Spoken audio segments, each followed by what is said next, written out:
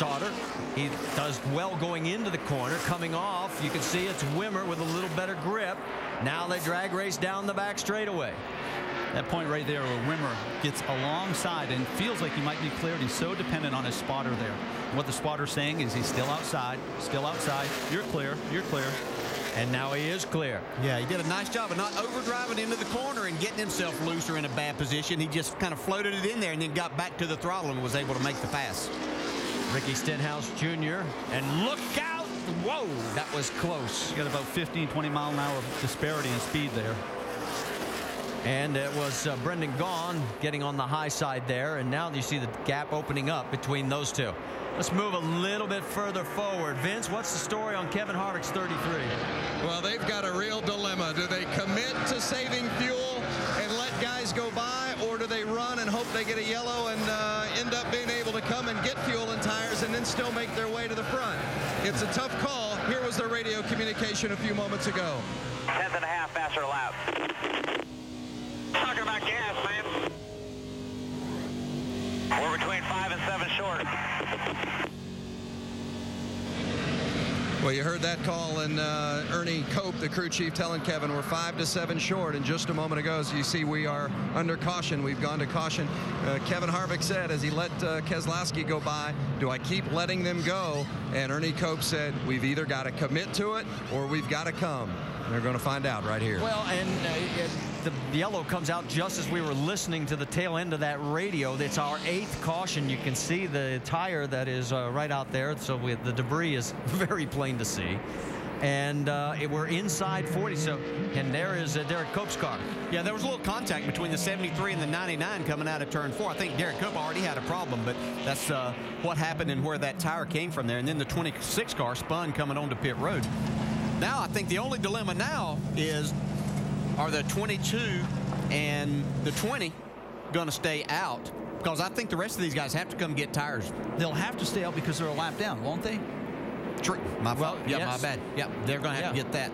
Yeah. In fact, to take the wave around. You're not going to believe this, but it looks like, according to scoring, Josh Wise will get the lucky dog. Let's go to Dave Burns. Kyle Busch said, I want the car to turn better, but I got to have the rear end of the car in the track. They're going to make a slight air pressure adjustment. 4 tires, just 4 seconds worth of fuel. Jamie? And Reed Sorensen has lost front grip air pressure adjustment to help that 4 tires fill it up with Sunoco fuel. Vince. You see the 33 of Kevin Harvick. He says it's just a little bit too loose, so they're going to make just a 2-tire change with an air pressure adjustment and hope it snugs up the 33. And that was something that we didn't think we'd see any of because of the fact of the concrete surface and that you would be better with 4. So a big gamble here. Harvick is first off the Nationwide Insurance race off pit road. Kyle loses a spot. Brendan Gaughan, he also takes 2 tires and picks up 7 spots. I'm not sure he needed to gamble there, you know, but if you're going to, this is the point to do it. But, you know, 2 of the players are sort of out of the picture right now, and Harvick's in a good position. Yeah, that is a little surprising because you would think with a good, reasonable pit stop, they would come out second to Kyle as they went into him. And a little bit surprising there. Well, let's go back and show you exactly what happened for the reason that we got this 8th caution. As watch the 26 of Brian Keselowski, whoops, trying to get into pit road and spun her around.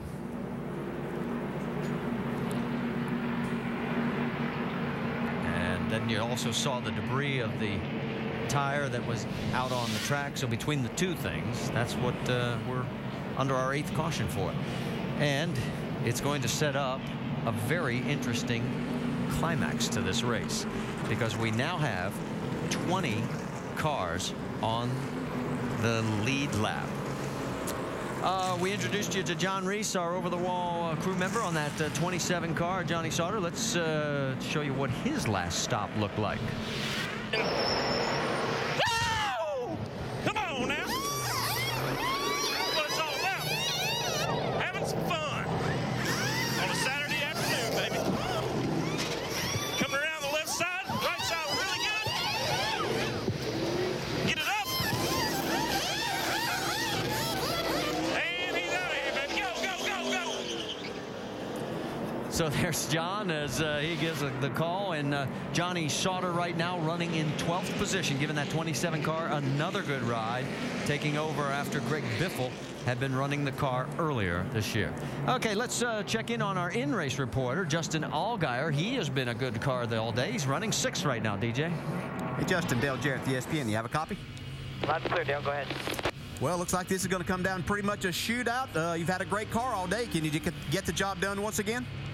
Yeah, 10-4, I think we can. This Verizon Dodge has been really strong, and looks like our teammates up there have been running pretty good too. So the biggest thing for us right now is just keep our head underneath of us and get a good finish. I think the biggest thing right now is big picture and making sure that we're there at the end of 35 races, not just today. All right, buddy, coming to the green. Good luck. Thank you, bud. And they just gave the wave around. As you see, the visor going back down for serious business for Justin Allgaier. We'll get you all 5 of them here. It was Joe Nemechek, Brad Keselowski, Joey Logano, Eric McClure, and Scott Lagasse.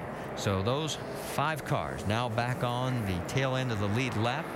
And right now, scoring shows Keselowski and Logano, well, they're probably going to line up somewhere around 19th and 20th. So they're going to have their work cut out for them.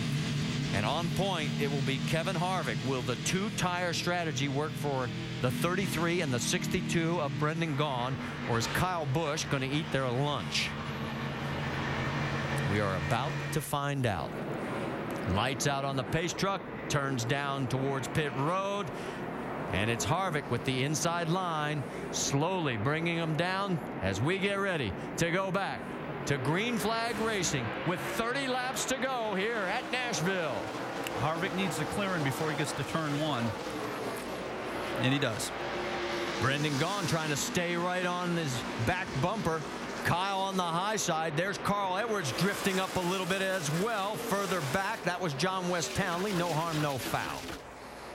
Here comes Reed Sorensen on the inside for that 3rd spot. Whoa, and look at Keselowski.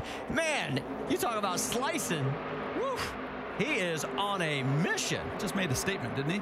Keselowski has already up to 13th, and we just completed 1 lap since going back to green flag racing. And here he goes to the outside. Yeah, he's still going to need some help, a caution flag, but we know that can happen here in these last 29 laps. That's Kelly Byers as he's looking underneath. Restarted 18th and now 13th. And this is on older tires. Is that correct? That's right. He doesn't have many laps on him. Yeah. So he clears Byers, continues his march towards the front. Comes Reed Sorensen for 2nd. Yep, Sorensen looking really racy underneath the 18 of Kyle Busch. So still don't think they've got Kyle Busch's car exactly right. They've made a lot of adjustments on that car, but I still don't think it's to his liking.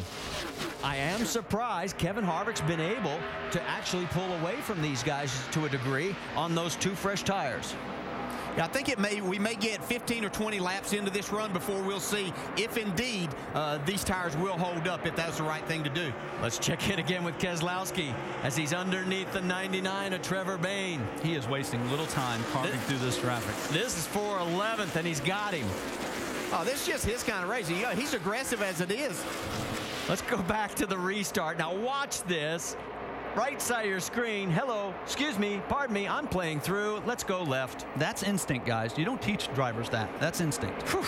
That was slick. And there he is right on the back bumper of the 27 of Johnny Sauter. Sauter, 10th. Can he get into the top 10 in about, 4 laps since we went back to green flag racing? Incredible. And he's done it. Trevor Bayne trying to follow him as well. The lead is still a half second up front. Harvick. Battle for 5th as there's Carl Edwards getting under Brendan Gaughan. Now remember, Gaughan took 2 tires.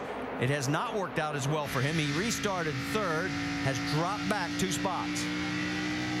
Well, I think first off, to put 2 tires on a car, you have to have a really good handling car. And I'm not sure that Brendan's car was that good. They took a chance, probably a pretty good opportunity. We'll see if he can not get himself in a bad position here and end up with a top 10 finish. Michael Annett in the 15 trying to look underneath, can't do it.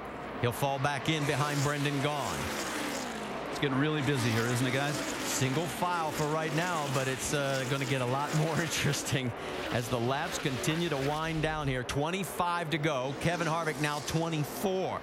His lead is 0.6 of a second. This is interesting because this is Kevin Harvick's strength. As the race rolls along, his car gets better and better, but he doesn't have the aid of 2 new left side tires.